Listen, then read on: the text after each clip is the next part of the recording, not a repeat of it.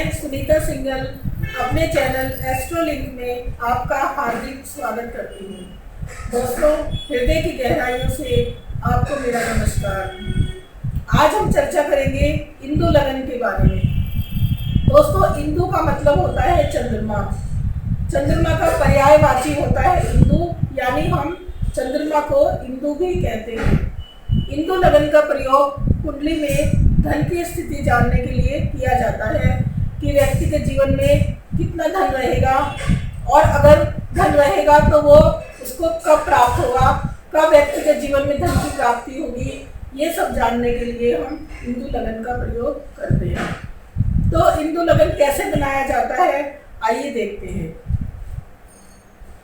दोस्तों, सबसे पहले हम जो हमारे ग्रह होते हैं, सूर्य, चंद्र, मंगल, बुध, गुरु, शुक्र, शनि, ये 7 ग्रह होते हैं। राहु केतु को हम इसमें नहीं लेते। तो जो हमारे 7 ग्रह होते हैं, इनकी अलग अलग कलाएं होती हैं। जैसे सूर्य की 30 कलाएं होती हैं, चंद्रमा की 16 कलाएं होती हैं, मंगल की 6 कलाएं होती हैं, बुध की 8 कलाएं होती हैं, गुरु की 10 कलाएं होती हैं, शुक्र की 12 कलाएं होती हैं और शनि की 1 कला होती है। तो दोस्तों, पहले हम सारी किस ग्रह की कितनी कलाएं होती हैं इसके बारे में जान लेते हैं। उसके बाद हम देखते हैं लगन से नवम, यानी ये है हमारी लगन कुंडली। अब इसमें जो ये भाव है, ये है लगन। तो हमें लगन से नवम गिनना है। तो 1 2 3 4 5 6 7 8 9, ये आया 9। तो इस घर में जो राशि पड़ी हुई है, उस राशि का जो स्वामी ग्रह है, उसकी कितनी कलाएं हैं वो हमें लिखना है। तो इस 9वें भाव में 3 नंबर की राशि है, और 3 नंबर की राशि के स्वामी ग्रह होते हैं बुध देव। अब बुध देव की 8 कलाएं होती हैं, तो हम यहाँ बुध देव की कलाएं लिख देंगे।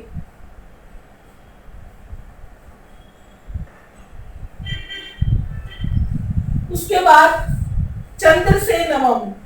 उसके बाद हम कुंडली में देखते हैं कि चंद्रमा कहाँ पर बैठा हुआ है। तो जहां पर भी चंद्रमा बैठा होता है, वहां से हमें 9 गिनना होता है। तो चंद्रमा हमारा यहाँ बैठा हुआ है, तो 1 2 3 4 5 6 7 8 9। तो यहाँ हमारा आया 9। अब इस 9वें भाव में 6 नंबर की राशि पड़ी हुई है। तो 6 नंबर की राशि के स्वामी भी बुध होते हैं। तो हम दोबारा से बुध की कलाएं लिख देंगे। दोस्तों, इसमें जो भी ग्रह होता है, हमें उसी की कलाएं लिख देनी है, चाहे वो दूसरी राशि हो तब भी। तो हम यहाँ पर 8 दोबारा लिख देंगे। तो अगर हम 8 और 8 को जोड़ेंगे तो 16 आएगा। अब अगर ये जो 16 आया है, अगर ये 12 से कम है, तो हमें इसको डिवाइड करने की जरूरत नहीं है। लेकिन अगर ये 12 से ज्यादा है, तो हम इसको 12 से डिवाइड कर देंगे, क्योंकि हमारी कुंडली में 12 भाव होते हैं। तो अब यहाँ पर 16 आया, तो 16 12 से ज्यादा है, तो इसलिए हम 16 को 12 से डिवाइड कर देंगे। तो 12 एकम 12, तो रिमाइंडर आएगा 4। तो जो भी हमारा रिमाइंडर आएगा, उसे हम जहां पर भी चंद्रमा है उससे हम गिनेंगे। तो 1 2 3 4, यानी यहाँ पर हमारा 4 आया। तो ये बना हमारा इंदु लगन। इंदु लगन मतलब मेष राशि 1 नंबर की राशि बनी इंदु लगन। तो हमारा जो इंदु लगन होगा वो 1 नंबर से शुरू होगा।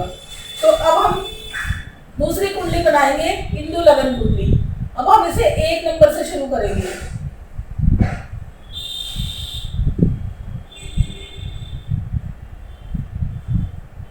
हम सारे ग्रह नंबर वाइज लिख देंगे।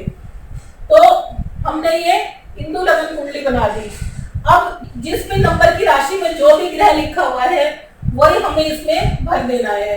तो 1 नंबर में कोई ग्रह नहीं है, 2 नंबर में केतु है, तो हम यहाँ पर केतु लिख देंगे। 3 नंबर में गुरु है, तो हम यहाँ पर गुरु लिख देंगे। 4 नंबर में कोई ग्रह नहीं है, 5 नंबर में शनि, 6 नंबर में कोई ग्रह नहीं है, 7 नंबर में सूर्य और शुक्र, 8 नंबर में राहु और बुध,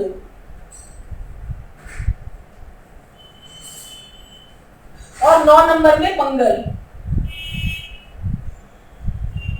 10 नंबर में चंद्रमा। तो इस तरह से दोस्तों हमने जिस भी राशि में जो भी ग्रह है वही हमने इंदु लगन में भर दिया। तो अब ये बन गया हमारा इंदु लगन। अब हम इंदु लगन से धन की स्थिति देखेंगे कि व्यक्ति के जीवन में कितना धन रहेगा। तो दोस्तों सबसे पहले हम देखते हैं लगन को। लगन में कौन सी राशि पड़ी हुई है? लगन में एक नंबर राशि पड़ी हुई है और 1 नंबर राशि के स्वामी होते हैं मंगल। अब हमें ये देखना है कि मंगल की क्या पोजीशन है कुंडली में। तो 1 नंबर राशि के स्वामी होते हैं मंगल और मंगल बैठे हुए हैं भाग्य भाव में, जो कि त्रिकोण का भाव होता है और बहुत ही अच्छा भाव होता है। उसके बाद हम देखेंगे लाभेश कि व्यक्ति की आय कितनी है। तो लाभ का जो स्वामी है वो है 11 नंबर राशि और 11 नंबर राशि के स्वामी होते हैं शनिदेव। अब शनिदेव भी त्रिकोण के भाव में बैठे हुए हैं क्योंकि पंचम भाव त्रिकोण का भाव होता है।